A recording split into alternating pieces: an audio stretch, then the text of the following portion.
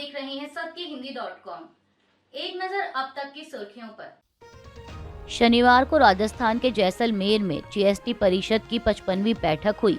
इस बैठक की अध्यक्षता वित्त मंत्री निर्मला सीतारमण ने की। बैठक के दौरान जीएसटी काउंसिल ने कई अहम फैसले किए हैं। इनमें कई वस्तुओं और सेवाओं पर जीएसटी की दर को या तो घटाया गया है या फिर पूरी तरह से खत्म कर दिया गया है। वहीं कुछ वस्तुओं या सेवाएं ऐसी भी हैं जिन पर जीएसटी दरों को बढ़ा दिया गया है। अब आपको विस्तार से बता दें कि फोर्टिफाइड कर्नेल चावल पर जीएसटी की दर को घटाकर 5% कर दिया गया है और साथ ही जीन थेरेपी पर जीएसटी दरों को हटा दिया गया है। इसके अलावा सतह से हवा में मार करने वाली मिसाइलों के उपकरणों पर आई जीएसटी छूट को बढ़ा दिया गया है। देश भर से बाहर माल भेजने वाले व्यापारियों पर लगने वाले सेस यानी अलग से लगने वाले टैक्स को कम किया गया है और अगर किसान काली मिर्च और किशमिश की सप्लाई नहीं करते हैं तो उन पर कोई जीएसटी नहीं लगाया जाएगा। इसके अलावा जीएसटी परिषद की 55वीं बैठक में फैसला लिया गया कि लोन की शर्तें नहीं मानने वालों पर बैंक और नॉन बैंकिंग फाइनेंस कंपनियां जो पेनल्टी लगाएंगी उस पर जीएसटी नहीं लगेगी। इसके साथ ही तुरंत या जल्दी डिलीवरी की सुविधा देने वाले ऐप्स, ई कॉमर्स और फूड डिलीवरी ऐप्स पर जीएसटी मीटिंग में चर्चा हुई, लेकिन टैक्स लगाना है या नहीं इस पर कोई फैसला नहीं लिया गया। इसके अलावा कैरेमलाइज्ड पॉपकॉर्न पर भी चर्चा हुई, जिसके बाद फैसला लिया गया कि जिन भी उत्पादों में अधिक चीनी है उनको अलग से टैक्स ब्रैकेट में रखा जाएगा। पहले से पैक पॉपकॉर्न पर ग्राहकों को 12% की तो वहीं कैरेमलाइज्ड पॉपकॉर्न पर 18% की जीएसटी चुकानी होगी। वहीं इंश्योरेंस के मामलों में आम आदमी को राहत नहीं मिली है। इंश्योरेंस के प्रीमियम पर जीएसटी घटाने पर कोई भी फैसला नहीं लिया गया। इसके अलावा नई ईवी गाड़ियों पर जीएसटी दर को घटाकर 5% कर दिया गया, लेकिन किसी कंपनी के जरिए सेकंड हैंड गाड़ियों को बेचने पर 18% की जीएसटी देनी होगी। अगर किसी कंपनी के जरिए नहीं बेची जाती है तो कोई जीएसटी नहीं लगेगी। वहीं बैठक के बाद फैसलों के बारे में बताते हुए वित्त मंत्री ने कहा कि हमसे एयरलाइनों और उड्डयन मंत्रालय दोनों ने एयर ट्रैफिक फ्यूल यानी एटीएफ यानी हवाई जहाज या उड़ने वाले दूसरे वाहनों का ईंधन को जीएसटी दायरे में लाने की मांग की थी, लेकिन राज्य इस पर राजी नहीं हुए। महाराष्ट्र में महायुति की सरकार के मंत्रियों के शपथ लेने के बाद कल शनिवार 21 दिसंबर को अब उनके विभागों का बंटवारा भी हो गया है। जहां मुख्यमंत्री देवेंद्र फडणवीस ने गृह विभाग अपने पास रखा है तो वहीं डिप्टी सीएम एकनाथ शिंदे को शहरी विकास जबकि दूसरे डिप्टी सीएम अजीत पवार को वित्त विभाग दिया गया है। मीडिया रिपोर्ट्स के मुताबिक मुख्यमंत्री देवेंद्र फडणवीस ने गृह मंत्रालय, विधि एवं न्याय, सामान्य प्रशासन, सूचना और प्रचार विभाग अपने पास रखा है, जबकि डिप्टी सीएम एकनाथ शिंदे को शहरी विकास, आवास, सार्वजनिक निर्माण की जिम्मेदारी दी गई है। इसके अलावा अजीत पवार को वित्त के साथ राज्य उत्पाद शुल्क मंत्रालय दिया गया है। आपको बता दें कि रविवार 15 दिसंबर को महायुति के 39 मंत्रियों ने शपथ ली थी। इनमें बीजेपी के 19, शिवसेना शिंदे गुट के 11 और एनसीपी अजीत पवार गुट के 9 मंत्री शामिल थे। आरजेडी नेता तेजस्वी यादव ने 70वीं बीपीएससी परीक्षा की पुनर्परीक्षा की मांग को लेकर विरोध प्रदर्शन कर रहे बीपीएससी अभ्यर्थियों से मुलाकात की।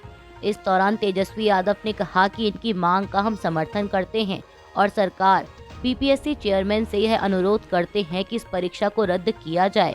धांधली की बात आई है, इसकी जांच करनी चाहिए। कई जगहों पर छात्रों को पेपर देरी से मिला, कई जगह प्रश्न पत्र सील्ड नहीं था।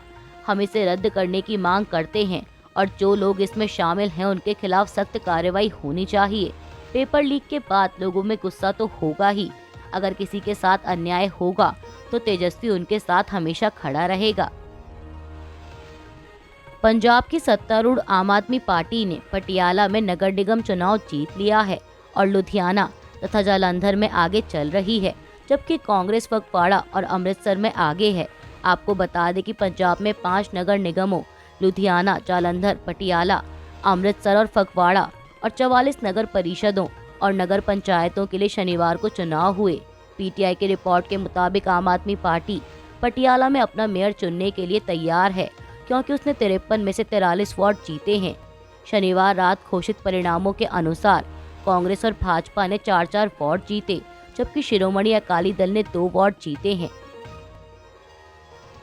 विदेश मंत्री एस जयशंकर ने शनिवार को कहा कि भारत कभी भी दूसरों को अपने विकल्पों पर वीटो लगाने की अनुमति नहीं दे सकता और राष्ट्रीय हित और वैश्विक भलाई के लिए जो भी सही होगा वह अनुरूपता के लिए भयभीत हुए बिना करेगा।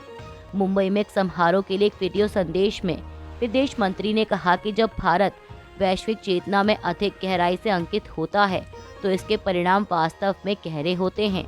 उन्होंने कहा कि अस्वास्थ्यकर आदतों, तनावपूर्ण जीवन शैली या बार बार होने वाली जलवायु घटनाओं से जूझ रहे विश्व में भारत की विरासत से बहुत कुछ सीखा जा सकता है, लेकिन दुनिया को तभी पता चलेगा जब देशवासी इस पर गर्व करेंगे।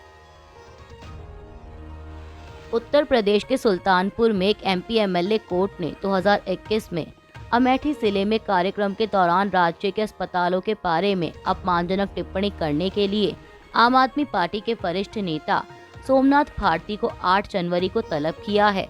मीडिया रिपोर्ट्स के मुताबिक पुलिस ने दिल्ली के पूर्व मंत्री को जगदीशपुर निवासी सोमनाथ साहू की शिकायत के आधार पर 9 जनवरी 2021 को कथित टिप्पणी के लिए गिरफ्तार किया था। हालांकि उन्हें कुछ ही समय बाद जमानत पर रिहा कर दिया गया और भारती द्वारा दायर याचिका के बाद सुप्रीम कोर्ट ने मामले की कार्यवाही पर रोक लगा दी थी। अभिनेता अल्लू अर्जुन ने शनिवार को कहा कि 4 दिसंबर को एक थिएटर में पुष्पा 2 की स्क्रीनिंग के दौरान एक महिला की मौत और उसके बेटे के घायल होने की घटना पूरी तरह से एक दुर्घटना थी। इसके साथ ही उन्होंने तेलंगाना के मुख्यमंत्री रेवंत रेड्डी द्वारा लगाए गए आरोपों को नकार दिया।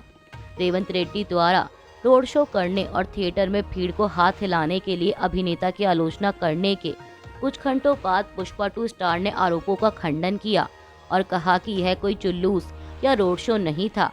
साथ ही अल्लू अर्जुन ने जोर देकर कहा कि वह व्यक्तिगत रूप से या सरकार के किसी विभाग या राजनीतिक नेता के खिलाफ नहीं है।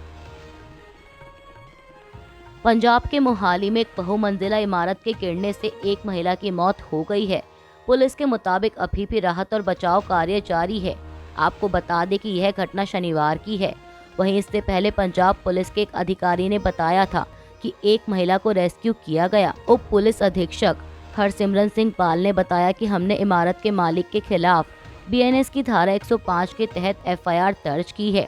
इस घटना के बारे में बात करते हुए उन्होंने कहा कि इमारत के बगल वाली जगह पर नई इमारत बनने की वजह से खुदाई की जा रही थी, जिसकी वजह से इमारत गिर गई। जिला प्रशासन के मुताबिक इमारत के मलबे में कुछ लोगों के दबे होने की आशंका है। हालांकि अभी तक यह पता नहीं चल पाया है कि मलबे में कितने लोग दबे हुए हैं। फिलिस्तीन के एक वरिष्ठ अधिकारी ने मीडिया को बताया है कि गजा में युद्ध विराम और बंधकों की रिहाई के लिए इसराइल और हमास के बीच बातचीत 90% पूरी हो चुकी है, लेकिन अभी भी प्रमुख मुद्दों पर बातचीत नहीं बन पाई है, जिन पर काम करना बाकी है। इन प्रमुख मुद्दों में से एक फिलाडेल्फिया कॉरिडोर में इस्राएली सेना की उपस्थिति को लेकर भी है, जो कि मिस्र की सीमा पर दक्षिण गजा इलाके में रणनीतिक रूप से एक अहम भूमि है। प्रमुख मुद्दों में इस्राएल के साथ गजा की सीमा पर कई किलोमीटर चौड़े बफर जोन बनाने की बात भी शामिल है। अधिकारी ने कहा कि इस्राएल इस इलाके में अपनी सैन्य उपस्थिति बनाए रखेगा और इन मुद्दों के हल होने के बाद कुछ ही दिनों में युद्ध विराम पर सहमति बन सकती है, जो कि 3 चरणों में लागू होगी। युद्ध विराम के पहले चरण के तहत हर एक महिला सैनिक की रिहाई पर 20 फिलिस्तीनी कैदियों की अदला बदली की जाएगी। भारतीय विदेश मंत्रालय ने एक बयान जारी कर जर्मनी के मैग्डेबर्ग में क्रिसमस मार्केट पर हुए हमले की निंदा की है। विदेश मंत्रालय ने कहा कि हम जर्मनी के मैग्डेबर्ग में क्रिसमस मार्केट पर हुए भयानक हमले की निंदा करते हैं। कुछ कीमती जानें गई हैं और कई लोग घायल हुए हैं। हमारी संवेदनाएं पीड़ितों के साथ हैं। विदेश मंत्रालय ने कहा कि इस हमले में घायल हुए भारतीयों और उनके परिवारों से संपर्क में है।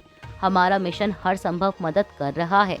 आपको बता दें कि शुक्रवार की रात को जर्मनी के मैग्डेबर्ग में क्रिसमस मार्केट पर हमला हुआ, जिसमें एक कार ने कई लोगों को रौंद दिया था।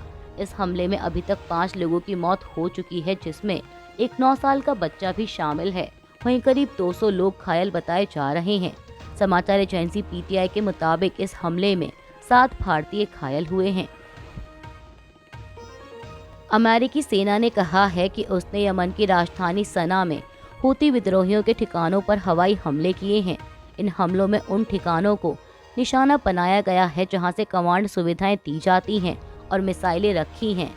अमेरिकी सेंट्रल कमांड ने कहा कि उसने लाल सागर में हूती विद्रोहियों के कई ड्रोन्स और एक एंटीशिप क्रूज मिसाइल को भी मार गिराया है। आपको बता दें कि अमेरिका ने यह हमला इसराइल पर हूती विद्रोहियों के हमले के बाद किया है। मीडिया रिपोर्ट्स के मुताबिक हूती विद्रोहियों ने शनिवार को इसराइल के तेल अवीव पर एक बैलिस्टिक मिसाइल से हमला किया था, जिसमें दर्जन भर से अधिक लोग घायल हुए। अभी के लिए बस इतना ही। बाकी की खबरों के लिए जुड़े रहिए सत्यहिंदी.com के साथ।